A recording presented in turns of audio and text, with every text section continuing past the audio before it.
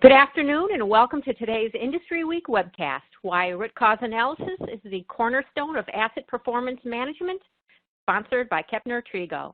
My name is Jill Jesko. I am Associate Content Director with Industry Week. I would now like to introduce and welcome today's speakers. Joining us today is Christian Green. Christian is Senior Consultant, Global Lead for Operational Excellence with Kepner-Tregoe.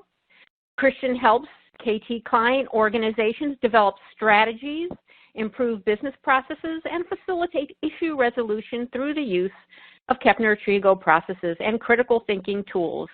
His expertise includes root cause analysis, project management systems, operations analysis, management systems design, and critical thinking skills transfer.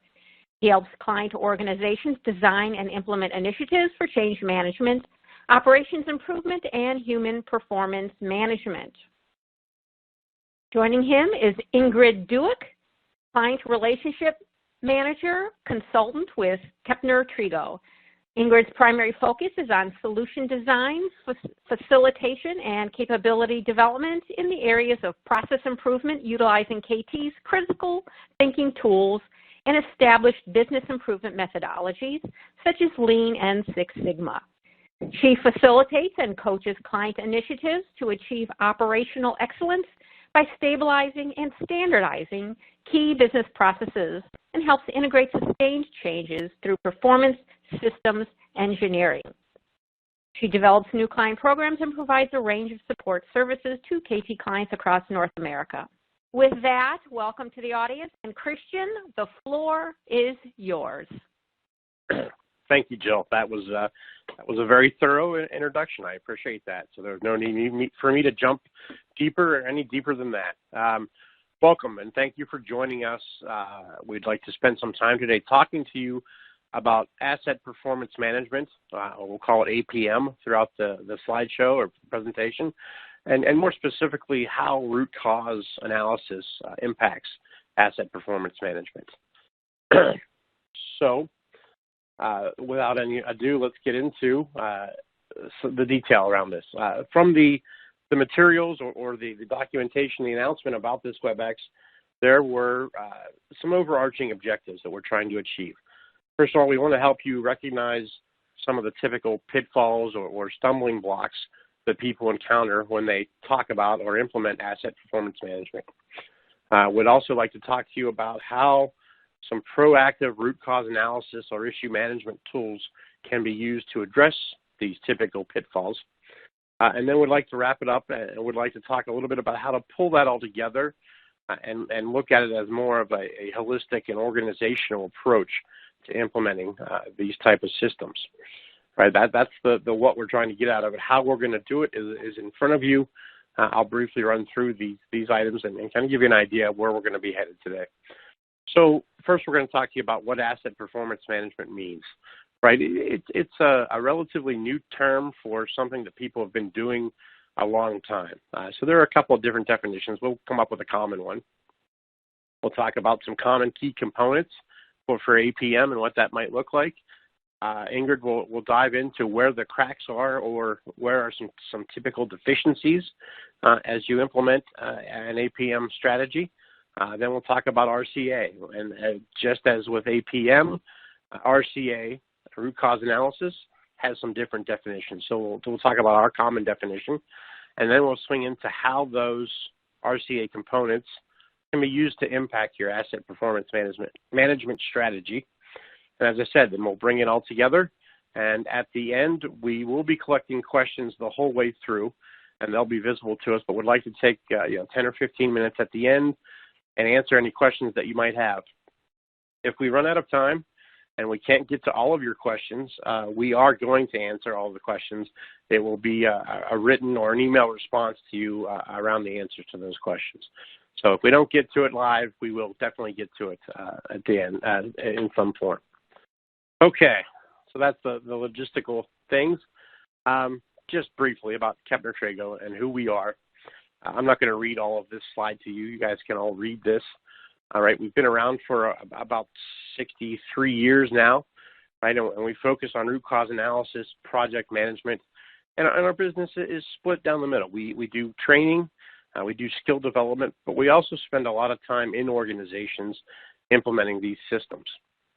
And that's where Ingrid and I spend a lot of our time, actually. That's why we were asked to participate in this webinar. Right? We're on the floor with clients, and we're working with clients a lot as they try to get some return on investment for their efforts around this. And so we'll speak to that a lot.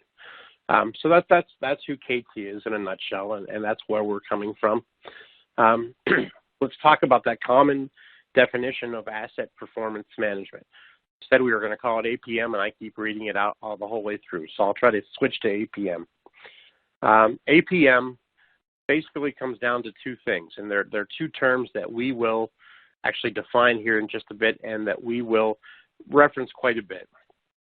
We're looking to improve our reliability, and we're looking to improve our availability. People ask, well, aren't they the same thing, or aren't they pretty close? They are, but there's a little difference in those terms. But basically, we're looking to do that around the physical assets of an organization, of a plant, machinery, equipment, etc.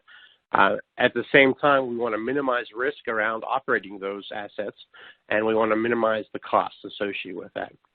So while it may not be your definition or exactly what you think it means, a pretty common definition, APM improves integration between production, right, and asset management while focusing on reliability and availability of the physical assets. This is the first time we'll reference this, but it's pretty important. APM is not a maintenance function alone, right? It's not a plant engineering function alone. It's more about an integrated approach to these things. So it involves production, it involves safety, it involves operations, it involves maintenance, etc. All of these things play some role in APM. So let's take a look at, our first poll, right? Let me read this to you and make sure we're clear, and then I'll have you answer it. How clearly, and this is just opinion, how clearly defined do you think your organization's APM strategy or approach is? And basically, optimized is very clearly defined and uniformly executed across the organization. Managed is we all have some idea what we should do. There's some gaps in execution across the organization. Proactive, we have some processes in place, and I have good data access, and I'm thinking ahead of the problems. Reactive is, we tend to be in firefighting mode all the time. We react to those issues. And the last one, none, and this is a situation where I've seen quite a bit. None is, look, we just get stuff fixed and it works for us. We're not worried about an approach or a strategy. So I'll give you a few seconds to answer this poll. Go ahead and pick one of those answers. And that's kind of where we thought people were going to be, right? We've got some outliers. Some are great. Some are fully optimized. Some are none. Look, we just get stuff done and it works. But most people are somewhere in the middle, right? And why this is important or why this is interesting to us. During research for this webinar, it was a bit of a shock to me when I read that only about 5% of organizations get the value that they thought they were going to get from these kind of focused initiatives. That means 95% of the organizations are not getting the value that they anticipated. So that's a pretty big number. That's a slap in the face, right? We don't expect 100% of organizations to get everything they wanted, but only 5%, that's pretty interesting, pretty eye-opening. So we mentioned, and we'll mention again, the terms availability and reliability. These, in basic terms, these are the things that we're looking to impact through an APM program. and availability, common definition. Again, there are some variations on this if you look it up, but availability is basically the probability that an item will be in an operable and committable state at the start of a mission when that mission is called for at a random time, and is generally defined as uptime divided by the total time. I like to make fun of consultant-like answers all the time because I'm a consultant. I get to do that. Basically, availability is that your assets are ready to perform when you need them, right? Reliability, which is closely related, it's the ability of the assets and processes to perform over time at the expected levels of performance consistently under uniform conditions, all things being equal, it acts like this, right? And again, that's a little consultant-tease language there, and it basically comes down to, do the assets perform as expected? So are they ready to go, and do they perform the same way every time? Those are the two driving factors around any of these efforts around APMs. Excuse me. So, you know, I talked to Ingrid about this again as we were building the slideshow, and as we tried to develop this model, there were lots of different inputs, right? She had some from her experience, I had some from my experience. Of course, you do online research, and there are all kinds of different answers, but these are the basic components, you know, typically in an organization around an asset performance management strategy. I won't go into too much detail around any of these, but basically here's what we're talking about. You've got strategy and planning, right? Somebody's setting the direction. Somebody's setting goals and targets for performance. And from that strategy and planning, you get some guidelines around your asset decision making. What are your critical spares? What are your critical pieces of equipment? What is your rigor around problem solving? How do you manage your maintenance cycles? Do you run to failure, et cetera, et cetera? So there's some decision making going on a regular basis. That translates into life cycle management, right? How do you monitor your costs? What are your expectations around downtime? What are your maintenance routines, right? How do you manage availability and reliability? Tied to that, either coming out of those efforts or feeding those efforts, asset monitoring and data collection, right? Where do you take the information that you're getting? How do you use it? What do you do with that? That's part of that box.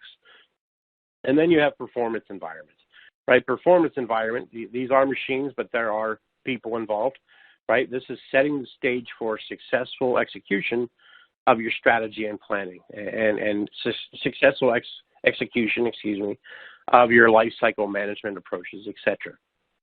So what skill sets do you give your people, right? Do you make parts easily available?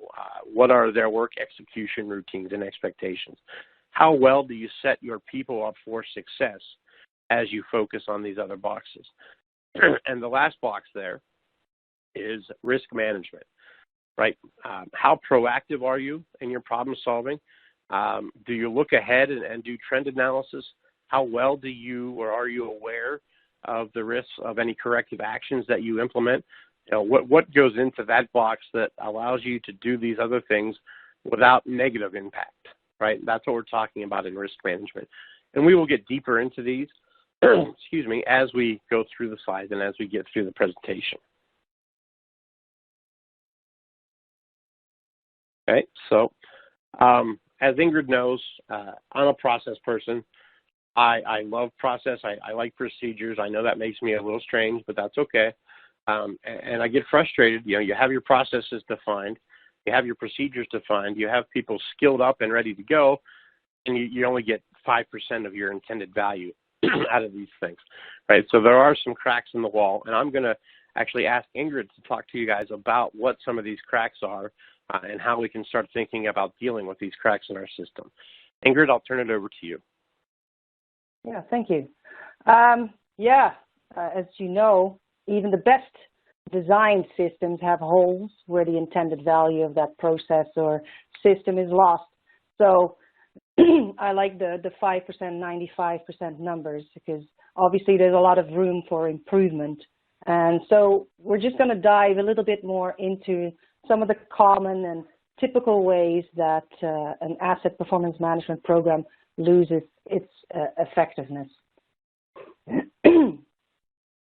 Here, we've just highlighted some typical things that don't always go as planned in those kind of core building blocks of APM. It's definitely not an exhaustive list, but we're just highlighting some of the common issues that we have been experiencing when we're dealing with our clients. These are like high impact issues that cost the most in terms of effectiveness. So from a strategy and planning perspective, we typically see a lack of alignment on strategic and operational priorities. For example, I mean, everybody's probably seen it. We were working on this project where even though the high-level key performance indicators were identified and like put on a pretty picture on the wall as reminders of focus, but when it actually came down to actual implementation of these KPIs as it relates to asset management, the activities didn't really align or reflected the things as they were on the wall. So that can lead to chaos and mayhem, and typically it pulls resources in many different directions because of the competing priorities between production and maintenance, for example. If we look at decision-making around our assets, whether that is around the purchase of a new piece of equipment or a choice of supplier or methods to manage the asset from a maintenance perspective, we typically find that real or factual information, which is specific and complete, is lacking, and assumptions are being made. And that makes obviously for a very risky approach to our often very expensive assets. Within the life cycle management of an asset, which is anywhere from the design and manufacture of that to maintenance, we see lots of opportunities for improvement. So, for example, during operation, we see a lot of companies that still use a trial and error troubleshooting approach, let's say, and they want to take kind of the easy, or what some might call the lazy route, by putting in some quick fixes or band-aid short-term solutions instead of getting to the root cause of a particular issue and addressing those. So obviously that's highly ineffective and very costly way of troubleshooting. When I look at asset monitoring, it's really only useful if you're looking at the data and using that data to guide your decision-making around your preventive and predictive maintenance strategies. Often we see that data overload, which people don't even know what to do with the data, or there's a lack of visibility in the data. And we also see people jumping to conclusions about the data that they do have, which we tend to call jumping to cause, which then in turn leads to people jumping to a possibly incorrect or wrong action. Anyway, I will talk about data later. Watch the space. From a performance environment perspective, we also see that people work in silos a lot. They don't look at each other as internal suppliers or customers within their step in the process, which is a very narrow way of managing your process and the assets within that. We also see lack of ownership of the asset, of the process, that leads to kind of people pushing actions to others and nothing really gets done in the end. Also, we see pockets of excellence, because certain departments kind of work in isolation. Pockets of excellence, it sounds not like a deficiency, but in reality, if you get uneven levels of executions of tasks, for example, the quality varies from one area to the next, this obviously impacts overall performance. So from a performance environment perspective, we also see that we tend to reward the behavior of the firefighters and we get lost in the constant chasing of breakdowns and quick fixes. Another key component, as Chris mentioned, was the risk management component, which drives really the actions that are associated with the different stages of an asset's life cycle, like design or manufacture or transportation or the storage of the unit or the installation and commissioning or during operation, obviously, and or the maintenance aspects. All too often do we see a reliance on reactive problem solving, i.e. like the firefighting or the breakdown type maintenance, and a real lack of control of asset performance. It was interesting to see the output of that poll where pretty much 50% of you answered that you were in a reactive type mode or didn't have any kind of structured way to deal with your asset performance management. I'm sure most of you, hence, would recognize some of these deficiencies within your approach. So what, you might think? Well, you have to actually think about the impact that these deficiencies have on your current and future KPIs. Both Chris and I have seen these issues, and we can speak to some examples of how this impacts your overall APM strategy execution. So Chris, you have a story about the siloed departments, I believe. I do. Thank you, Ingrid. This is a story that I tell often because it made such an impact on me and happened more than once. About siloed departments. I mentioned earlier that it's a function of a lot of different functions to get this right. There'll be different functional areas. There'll be different production areas. There are maintenance people involved. There are quality people involved as one of the stakeholders. Excuse me. Both internal and external customers are considered stakeholders in this process. So when you do it in small silos, right, you tend to only think about how you're affected. And I spent 2 years in a large refinery, and I won't tell you where to protect the guilty, but this happened all the time. We had 8 functional areas, and basically the fluid would flow through, and different characteristics would change as different processes were applied. But say we were in area 3, for example, and we would fix something, and we would do a root cause and make some process changes, and area 3 was humming along. And it changed what was coming out of area 3 just a little bit, and I would ask the area manager, how are we going to deal with this further down the process? And I'm not exaggerating for effect. His answer literally was, I don't care. I'm only being judged on what's happening in area 3, right? That's where my KPIs are. And that's what I'm worried about. So we're running well. Let's just get on with it. That's an example of a siloed department and not somebody taking a global or organizational look at what's going on, right? And I'll talk more about this because it made such an impact on me. But that's what happens when you're in the siloed situations, right? You don't really think of the big picture and all the interacting factors that are going on, and no one had that global ownership. Ingrid, I know that you are keen on visibility and critical knowledge, so I'll let you talk to that. Absolutely, yeah. This piece, it really is about expertise, residing in people themselves. It's in their heads. It's in the way they do things. It's in the individual, and it's not documented. I see this too many times where this has major consequences when you're dealing with issues such as an aging population or like the brain drain. I've worked with some companies where the typical workforce has been there for 30, sometimes 40 years, and they're about to retire. So obviously, when they retire, they also take their tribal knowledge with them.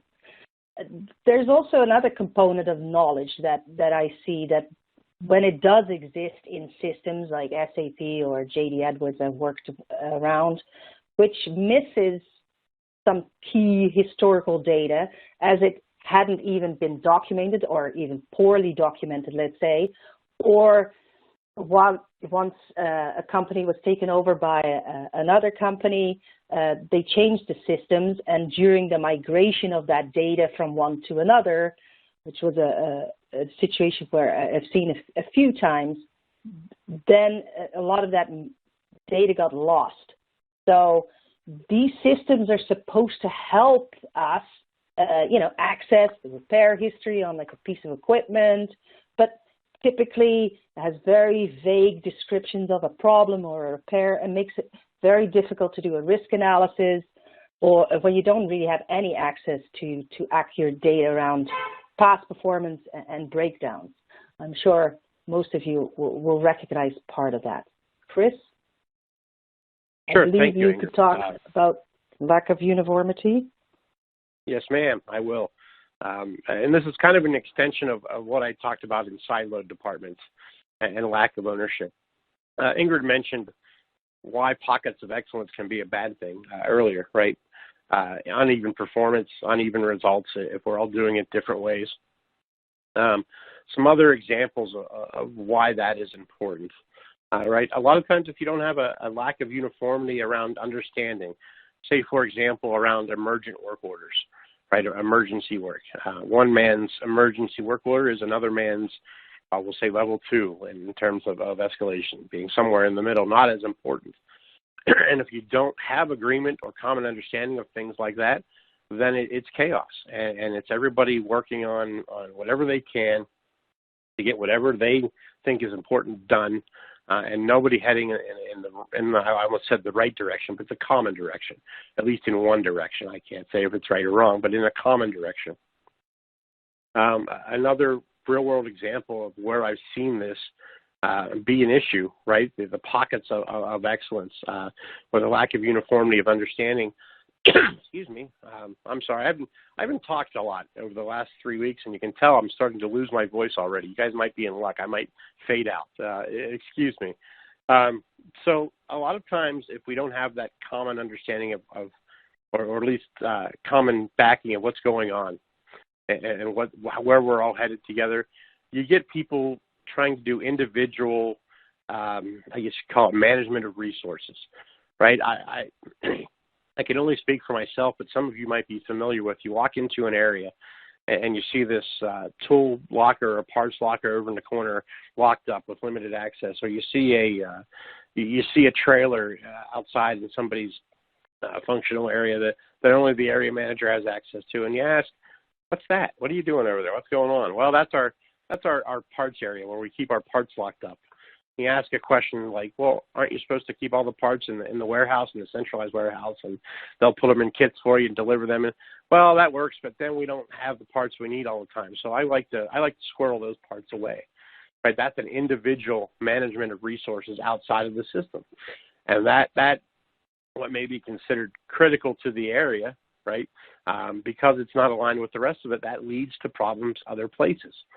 Right? Say Ingrid manages the area right next to mine, and she needs a part that they say they have in the warehouse, but I've got it in my trailer, and she doesn't know I have it. She needs it, right? That's a problem. That's an issue. So those are examples of the type of things that you run into when you don't have uniformity and you get these individual little kingdoms that people are trying to manage. Right? So we want to get away from that. The next point, I'm going to talk to data overload. And actually, I asked Ingrid if I could talk to this point because I spent about the last year reading about the Internet of Things and artificial intelligence and data gathering on the floor and how much of it now people are starting to pull in. And quite honestly, it can be too much, right? There's give me every piece of data you have, and I'll slide in between saying data and data, so bear with me. Or give me the relevant data that we need. That's what you want to keep in mind. What's the relevant data that you need to make your decision, to solve your problem, right, to do your risk analysis? Don't give me everything that's out there. Just because you can measure something doesn't mean that you necessarily should. And if you get too much data, you get in, I have one of my favorite terms on there, analysis paralysis. I get stuck doing data analysis and running scenarios and thinking about things but then I don't do anything, right? I don't actually move to some action. So keep in mind what you're trying to do with that data. Gather the data that's relevant to that, make sure it's valid, and move forward. And you might find you need some more data, and you might find you need different data. But don't lose focus in the sea of data and lose your momentum moving forward. All right, as you can tell, I got excited there. I was talking faster and louder, and I'm banging my hand on my desk at home. Ingrid, I'm going to turn it back over to you to finish out these points. Thank you. I think he's confused with data and data because I say data, so that's why. Well, anyway,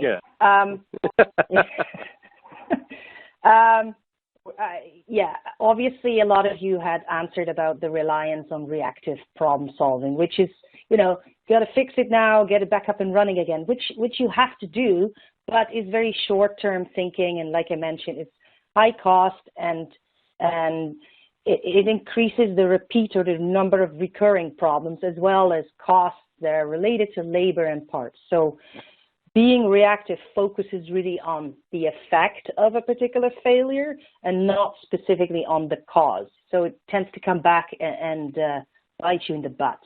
So when reactive behaviors prevail, recurring problems go unresolved, production quality suffers, and equipment failures become more frequent. And obviously, we're talking about availability as one of the core components of APM, and this obviously has an immediate impact on your availability of the asset. So how can we now use proactive root cause analysis, and how can that help? Because our title of the webinar was how RCA is the cornerstone of asset performance management, but haven't really talked about it yet. So first of all, we wanted to take a poll again, just a quick one, just to see how your organization uses root cause analysis today as it relates to asset performance management. So there's a few answers, and some might be straightforward. Like the first one is, well, it's to find the cause of machine issues, or maybe it goes beyond just finding the cause and actually developing some actions as well. Maybe it even goes further than that, and it's not just finding cause and developing corrective actions, but actually implementing them and monitoring those as part of an overall RCA effort.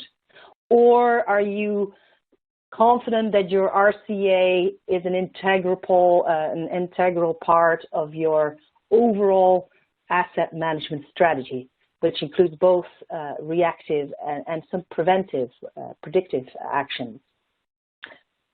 Or maybe you don't really have any structured RCA approach.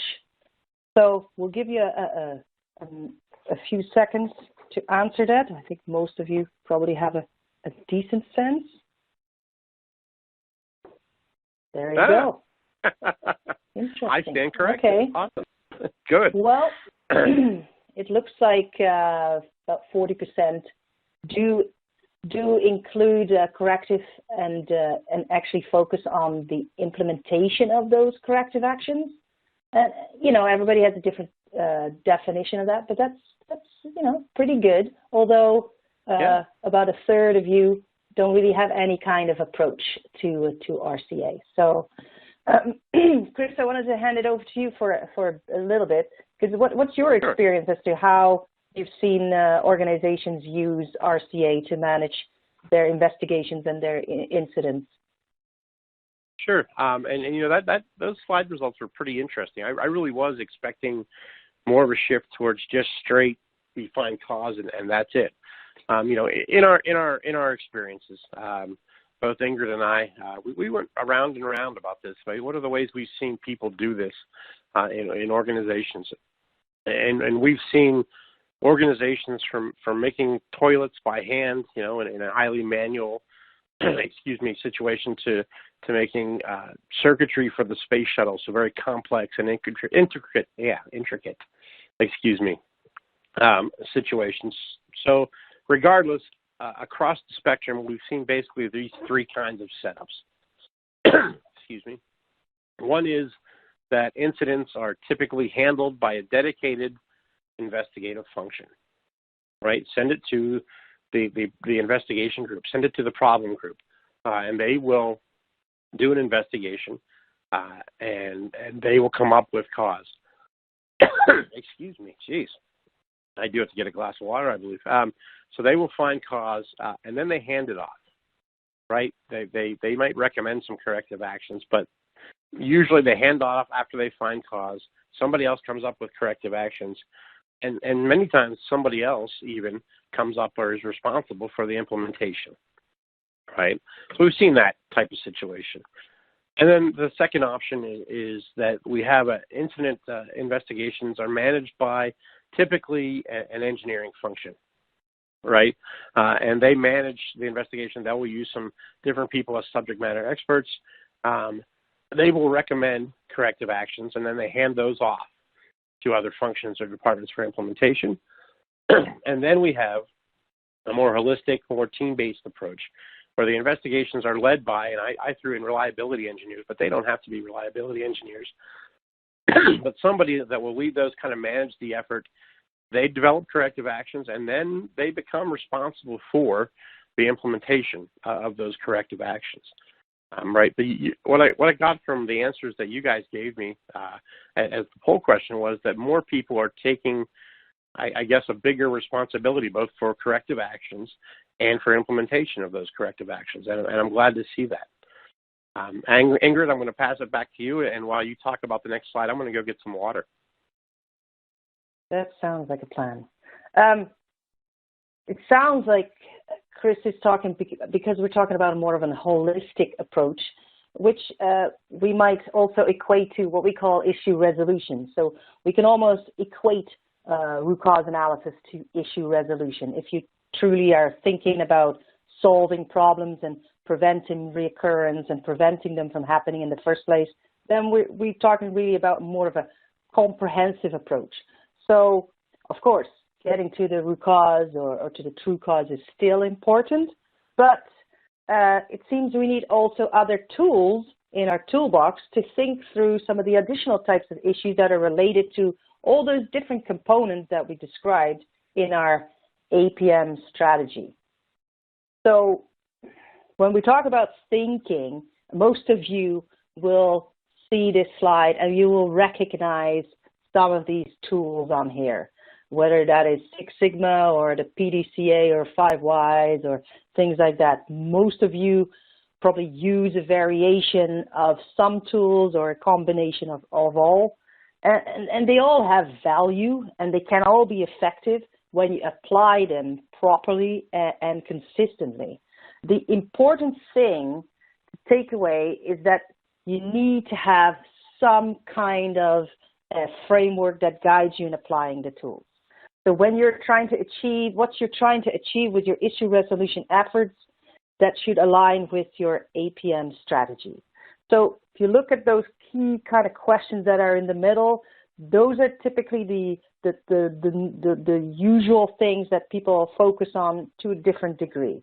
So depending on what you're doing with your APM efforts, you're trying to find the cause for some off expectation level of performance. There is a deviation from should, or you're selecting or choosing the best fix or corrective action, for example, or you're making sure that the implementation of those corrective action goes well, and or you're also identifying, obviously, and prioritizing issues. I think about just the work order system. What do we need to focus on? What do we need to work on? And these core questions are inherent in any of these approaches, whether that's Lean Six Sigma or 8D or Plan, Do, Check, Act, etc. Any of these thinking tools or frameworks. So how does RCA help? Well, we mentioned some of those. I mentioned some of those disconnects earlier. So here is, we could say, okay, how can we help with our issue resolution processes or our root cause analysis process? In strategy and planning, for example, you will get, from using a structured approach, you will get agreement and alignment on your priorities, both from a strategic and an operational execution perspective. In your asset decision-making, you have clear objectives and goals that are then aligned to your operational decision-making. Of course, in life cycle management, having an effective root cause analysis process, and methodology, this ensures that you get to the root cause or an incident with targeted corrective action, which goes beyond finding the cause. It's when you see a leak on the floor, whether that's oil or hydraulic fluid or whatever, what are you going to do? Are you just cleaning up the leak? But then nobody really asks, why did the leak happen in the first place, maybe? Or asking, where else might we start seeing a leak? Or if I take a particular action to address this issue, what other potential problems could that cause, for example? So from an asset monitoring perspective, you're making data-based decisions, and you're looking at the identification of root cause based on the historical performance. So using data that focuses your investigations and improves your overall asset performance. In the performance environment, having an effective RCA that sets the stage in helping you achieve a consistent approach across the organization with appropriate stakeholder involvement, and it also gives that common language. It gives us that common song sheet from which to sing from. In risk management, you have to be proactive so you can avoid problems from starting in the first place, using historical data trending to anticipate instead of reacting to daily problems and issues, and making sure you avoid additional problems caused by those actions or those fixes. All right, so KT has tools for thinking through these different things. For those of you who know KT, we have these 4 main thinking approaches that most people will experience on a daily basis. And that forms really the foundation for any kind of asset performance management system. So KT has a process called situation appraisal, which is really a process for reducing complexity and confusion. It also helps with alignment across functions and stakeholders, and it ensures the right focus and agreement on priorities. KT's problem analysis process, which is probably the process that we're most well known for, is really a great way to deal with those special cause type deviations. It's a very systematic, repeatable root cause method where you focus on the deviation in a performance of a product or a system or a process, and we can get to the root cause by using a divergent and convergent thinking techniques to gather and sort and organize and analyze and confirm ultimately the root cause. From a decision-making perspective, we have a process, decision analysis, which is really data-driven. We're trying to remove some of the bias that's inherent in decision-making by using data-driven approach for making both strategic and operational decisions. If you do this correctly, and I might add honestly, you can see that there will be an alignment on both strategic and tactical objectives, especially if you involve the right stakeholders. And finally, KT's potential problem analysis is a simple and practical tool or process that looks into the future and anticipates problems and is a way to prevent these problems from starting in the first place, or at least minimizes the likelihood. And it also looks at proactive ways to anticipate problems in case they do happen, and we could trigger then the contingent action or the containment action. So these typically relate back to some of the disconnects that I talked about earlier. So obviously, if you want to know more about these tools, you can go to our website or whatever, and or you can reach out to Chris and myself, and we'll be happy to talk about this. We could talk about this for days. So there. Here in my slide, data. The importance of data. When Chris and I were putting this slide together, he told me that I had to keep my limit the title to 3 words. So I did that. Anyway, obviously, from any kind of issue resolution or root cause analysis perspective, data is the key. I'm sure you heard the famous quote by Deming, "In God we trust, all others must bring data." Well, remember Chris mentioned earlier that the flow of data really is really cross these different components. It's not in that circle that really is happening. It's cross-functional relationships. Information feeds from one component to another, and we use that information to make our APM processes better, to make decisions. So these issue resolution processes I described earlier are activities or ways to constantly improve performance of these asset performance components. So from a data perspective, asset performance management is the most transformative when an organization's human assets understand what the data is telling them, how to diagnose areas of concern, how to predict events likely to occur or recur, and the kind of corrective measures we could take to reduce the likelihood of recurrence.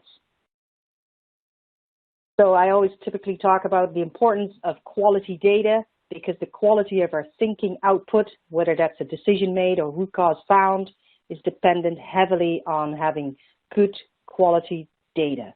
If you're making a decision that's using vague or missing information, obviously the confidence in the quality of your decision has been diminished. And the same is true for getting to, when you're doing troubleshooting, the different issues they might have with your assets. So we need relevant quality, which is specific and factual, and we need quality data, knowledge, experience to be able to think through the cause. Otherwise, it's garbage in, garbage out.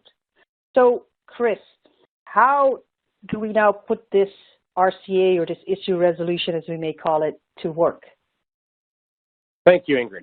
Thanks for that lead-in and the comments around data. Yes, Ingrid did follow my instructions and give me a 3-word slide title: data, data, data. So some ways that you can use this data and this information flow within RCA processes. Excuse me. One is to identify the specific areas of concern, right? Get detail, break it down into those bite-sized pieces that you can address and use data, right? Man, things are really bad out there and we need to fix stuff. That's not a good place to start. So use data to whittle that kind of statement down. Use data in your root cause analysis to interpret the performance, identify possible causes, really understand what's going on. Answer very specific questions with facts and information, not maybe, might be's, and I think so's, right? Those are flags that maybe you need to get a little more data involved in your root cause analysis effort. Trend analysis, right? These next 2 bullet points are related. Trend analysis is something I've seen a lot of over the last 3 years. So instead of waiting till something breaks, blows up, goes plooey, whatever you want to phrase it, well, let's look at how it's performing and is it moving towards a dangerous point, right? It hasn't crossed a control limit, but it's getting there. So let's use data to do trend analysis and anticipate those problems, predict those events, and then you have an idea what their probable impacts might be, right? That is likelihood and impact. That's what we use to prioritize issues, and that's what that 4th bullet is about, right? Use good factual data there to do that, right? And then the last place where data plays a big role is in implementing corrective actions. And how do we monitor and measure the effectiveness of those corrective actions? What tests, what information, what data can we bring to the table to talk about how well those things did and how effective they were? Those are the big places that you really want to focus on good data as you put your RCA efforts to work. Now, we said we'd bring this all together, and we have a model. And I don't expect you to memorize this model or be that excited about this model, but I get excited about it. We call this the enterprise model. And basically, it's a model for how organizations function. And those boxes in gray, they're things that usually you can't control. They're inputs to your processes, outputs from your processes, and external things that then influence how they behave. So we're not worried about those in this discussion. Where we're worried about or what we're focused on are these color blocks. And leadership at the top, that usually gives you some guidance around what your strategies are. So they'll help you build and develop your asset performance management strategies. And then whatever those strategies are, they usually feed the components, those blocks that we were talking about in those circular models that we had. Those should be based on what those strategies are. And then within those components, there are specific things within those smaller squares. What is your org structure? What is your culture like? How do you measure success? What's your knowledge management, et cetera?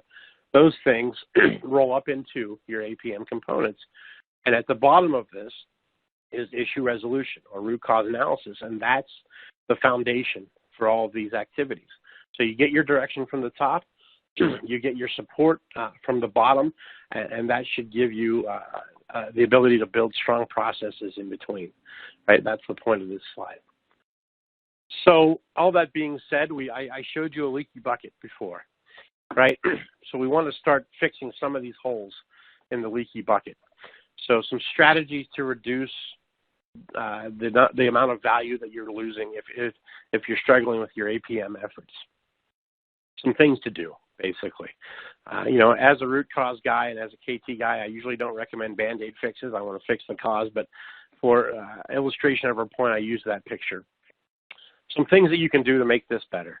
Use cross-departmental stakeholders, right? We've already talked about the different functional areas are impacted or represented or use information from different functions in these processes.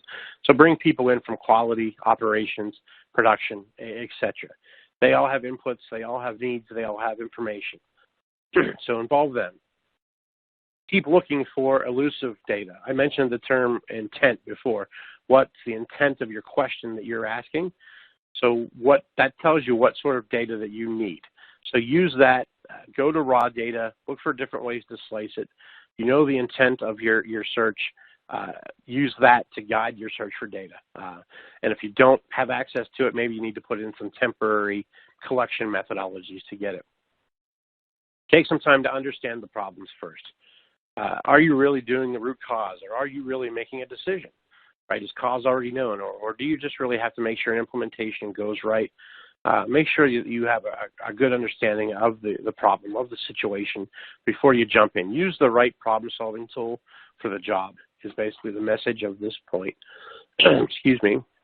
And the last part has to do with the slide that I just talked about. Build context, right? This is about solving issues and developing strategies for the organization, not just for individual machines or individual functions. There's a bigger picture. So understand that, use those different stakeholders to develop that and build that holistic, that overall picture of what you're dealing with. I believe that's all we have to say. That's that's at least slightly interesting. I do want to get to some questions, right? So I'm gonna open up our questions and talk to some of those and see which ones we can get answered here in the next few minutes.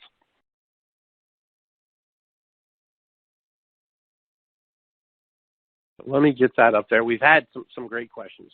And whoever told me that it was all right to be a process guy, God bless you. All right, I'll take that. So we have a question here. Yep. We have a question here. It's many corrective actions can create budget concerns. How are they managed? Do you want to take that one?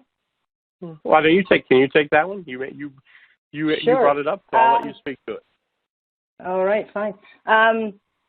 Yeah, it's an interesting question, obviously, because actions cost money typically. And now, if I could illustrate my point, it would always be better. But if you think about particular problems, we have actions that we can take to address the problem. Some are against the effects of the problem, i.e. again, the machine back up and running again, and then some require some corrective actions, which sometimes could be very costly. I agree. So now we're in what we call decision-making mode. Here you need to understand, okay, what is the budget that we have available? How much is this costing our organization? How much is this hurting us? When will we get our return on our investment? Those types of things. That's what's happening in my brain when I deal with whether we can even afford to take the corrective action. At what point does this become so expensive that it might be wise to invest? Maybe you have to plan for that, right?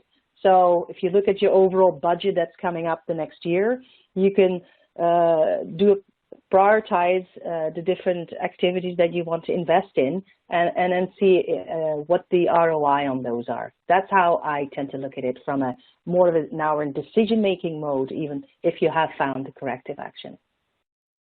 Okay, great, thank you. Yeah. I see a question here, and I think it's particularly relevant in this time. What are the main APM building blocks affected by the coronavirus crisis?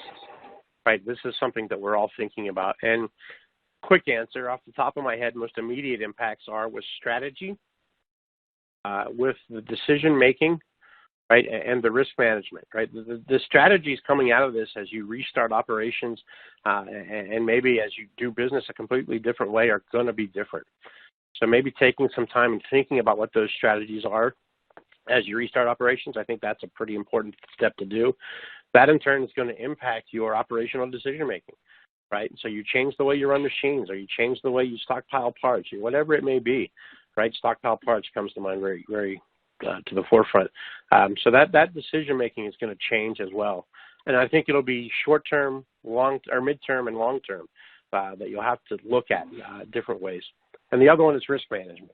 Right, you're going to have to deal with different risks and new risks around the way you do work and around the way the organization functions. Now, we are running out of time, so I'm going to turn it back to Jill to go ahead and wrap it up, and we will answer these questions and send you written responses to these questions. So we'll make the slides available as well. Jill, back to you. Okay, thank you very much, both for that excellent presentation as well as that tremendous Q&A. I would like to thank our speakers, Christian Green and Ingrid Duick, and of course our sponsor, Kepner-Tregoe.